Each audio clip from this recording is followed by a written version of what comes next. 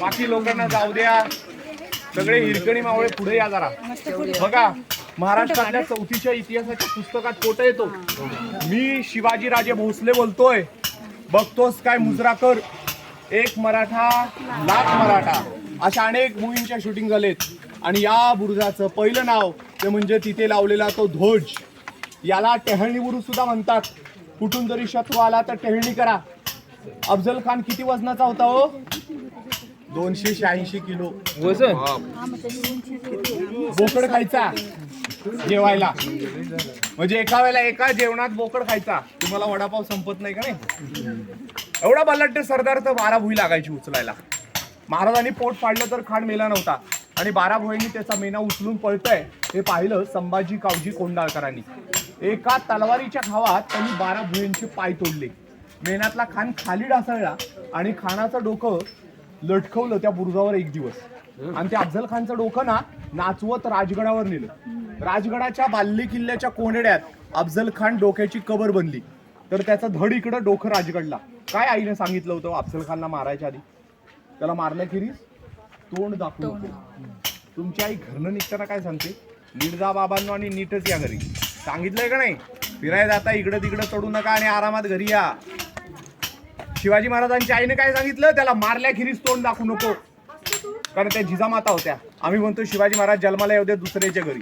जोवर घरात जिजामाता तयार व्हायचे नाही तोवर जिजामाता तयार व्हायचे नाही, तो शिवाजी महाराज तयार होणार नाही.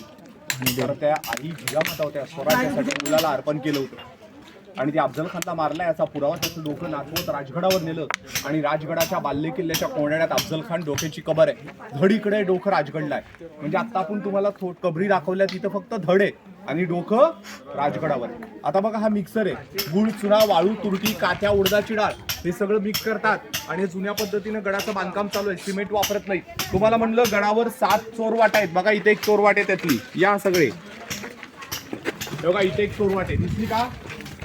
तर गडावर आक्रमण करायला कधी शत्रू आलाच तर महाराजांचे मावळे या तळघराचा वापर करून जंगलात जायचे, लपून बसायचे. गडाला वेढा देणाऱ्या शत्रूवर खालून हल्ला करा आणि परत वरतून हल्ला करा. हा लढा होता गणिमिकाव्याचा.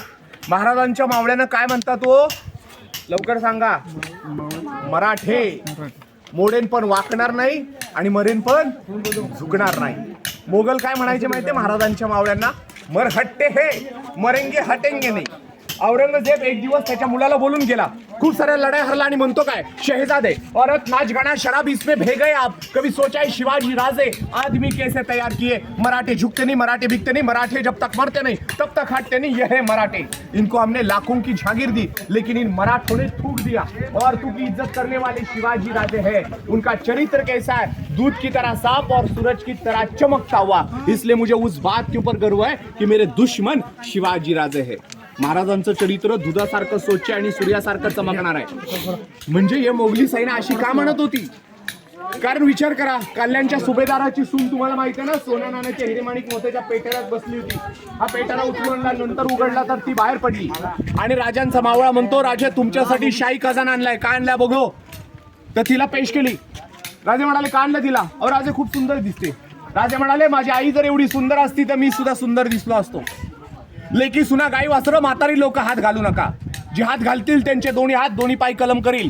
आणली तशी साडी चोळी देऊन सन्मानपूर्वक सोडा. हे शिवाजी महाराजांचं त्यांना सांगणं होतं. तेव्हा तिला सोडलं. तेव्हा ती म्हणाली ये कोण थे? तो तर मावळा म्हणाला ये छत्रपती शिवाजी महाराज होते. ती म्हणाली फक्त ऐकलं होतं आज देवाला बघितलं.